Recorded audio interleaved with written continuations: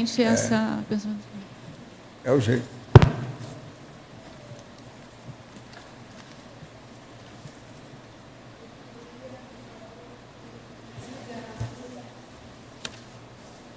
Eu queria, por favor, que você falasse sobre a ciclologia na página 65, esse ciclo da vingança. Como é que ele acontece, como é que... Os malefícios a gente imagina, né? Você está falando é o ciclo. O ciclo da vingança. Ao ciclo da vingança. É. O ciclo da vingança é o seguinte, é aquele processo que a pessoa fica com raiva de alguém, devido a algum desequilíbrio qualquer. Então, o que se passa? Com o passar do tempo, ela começa a pensar em arranjar uma represália, uma desforra, alguma coisa para dar o contra. Que isso é que é o princípio de Italião. Então, ela começa a pensar na vingança. Ela acaba, às vezes, chegando às vias de fato e vinga. Aquilo tudo cria para ela, durante séculos, um processo da interprisão violento que ninguém sabe até onde vai. Por quê? A vingança, quando ela ocorre, ela amplia aquele dolo, aquele crime, aquela fissura que a pessoa cometeu, alguma coisa. Então isso piora cada vez mais. O ciclo da vingança é um dos piores que tem. Imagino. Em matéria de baratrosfera. Entende? Tem uma outra pergunta em principiologia. Os abusos do princípio da invendabilidade externa da liberdade interior.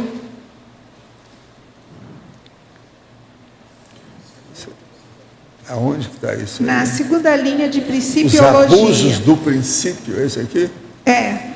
Os abusos do princípio da invendabilidade externa da liberdade interior. Não, o problema todo é o seguinte, é impossível você guardar o que você pensa a rigor.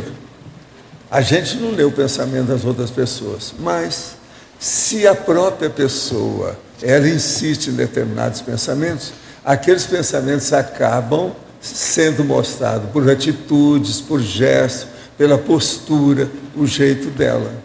Quem sabe ler as pessoas acaba chegando lá.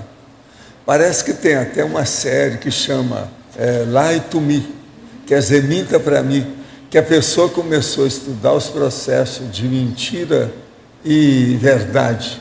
Como é que é? Então a pessoa começa a ler as pessoas. Parece que tem uma série sobre isso. Eu não vi porque quase sempre passava nesse horário nosso de tertúlia, eu nunca vi. É Lie to Me. Alguém você já viu? É isso mesmo?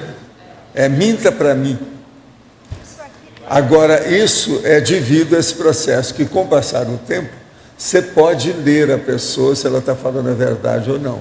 Com isso, você convivendo com ela, você acaba vendo o nível de verdade e inverdade, de mentira que tem na vida dela. A capacidade da pessoa. Isso aqui pode criar uma síndrome silenciosa na pessoa, daquela postura... Fechada, etc. Tal, tudo isso existe. Toda pessoa que ela é muito introvertida, ela tem problema sério. E quase sempre esse processo da introversão, se ele é prolongado, tem alguma mágoa lá no fundinho.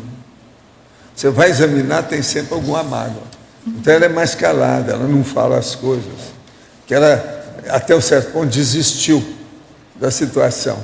Então ela só pensa mal. Isso é a pior coisa que tem. Ela se violenta e com isso ela se intoxica. Ela fica toda intoxicada. Processo patológico violento. Bravo. Entende? Tá ótimo. Obrigada. Val. Sim. Violenta porque ela não fala isso que você está falando? Porque ela não se posiciona? Escuta, a própria psicologia de vocês explica que o ideal é a pessoa expor toda a raiva que ela tem para descarregar. Porque quanto mais ela ficar com ela, mais ela se intoxica. A psicologia admite isso hoje, tudo claramente. É uma das técnicas que existem de terapia, né? Mas às vezes a pessoa não sabe que então, pensa mal. tem aquela pessoa que fica guardando aquilo, melhor é ir lá e conversar com calma, parlamentar diplomaticamente com a outra pessoa para resolver o problema. Não deve deixar passar. Não, sim. Mas às vezes a pessoa não sabe, né? Porque às vezes o autoassédio, ela fica pensando mal dela Pois é, mesma. mas se não sabe, está pior Aí ainda, tá né? pior. Então aí é cega, surda e muda da própria realidade intraconsciencial. Então, Nesse essa caso, precisa estudar mais a vai si ter mesmo. autorreflexão. O ideal é a consciência terapia. Indica para ela ser evoluciente. Professor, Esse é o Val, caminho. Val.